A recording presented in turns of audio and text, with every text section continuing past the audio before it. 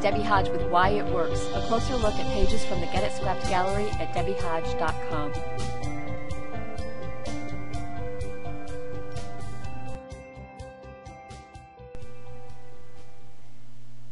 Today I'm taking a look at a page by Leah Allen.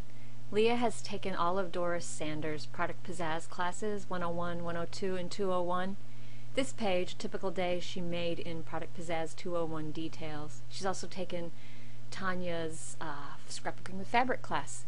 And in the notes here, I will link you up to her blog. I think it's Itty Bitty, The Blatherings of a Scrapaholic. She does a lot of work with Studio Calico kits. You're going to get lost in her pages. There's lots of great inspiration there. Let's take a look at this. This was for the assignment in Product Pizzazz 201 to work with a grid. And Leah has worked with a grid, and what's interesting about it is she hasn't put the grid on the whole page, which you could do and make that the foundation for your work. She's set it off down here in the right corner, and it's a grid, but it's not a totally tidy grid. She's taken this line up, this line down, and then, very fun, she's extended this line right on out and used it to set her title upon. The other effect that has is it acts as a shelf and it divides the page. It's really interesting. Her title here, Leah's got a great eye for detail. She's aligned the end of the title with the end of the word. It sits, the top of the title is aligned right with the top of the D, so she's really precise here and everything sits tidily on the line, but it's a fun font. It's not a formal font. Another thing Lisa has going on this page, flow-wise, is she's got diagonal draw. Anytime you can work a diagonal into a page, you've got energy.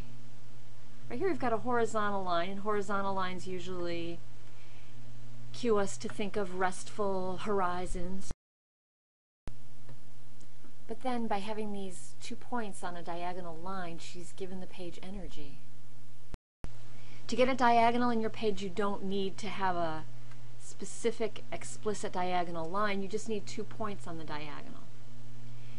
The other thing that she's done very nicely is incorporate repetitions with variety.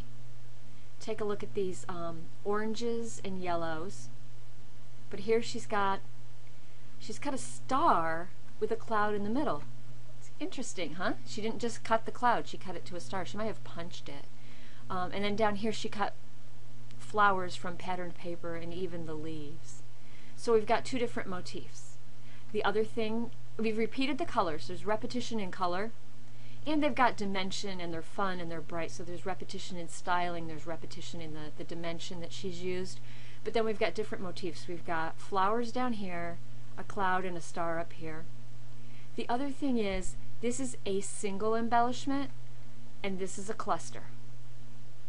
So, repetitions with variety. Awesome way to bring your page together, awesome way to give it flow. The other thing, another thing to note is that all of Leah's pictures are quite small, but she gives them contrast. She gives them good margins, which helps them stand out. They contrast very strongly with the background. They're arranged in a grid which is orderly, and we're able to take a look at it. So all in all, this is just a page that works for many reasons, and I hope you'll go take a look at Leah's blog and all the other pages she's done because they're so inspiring.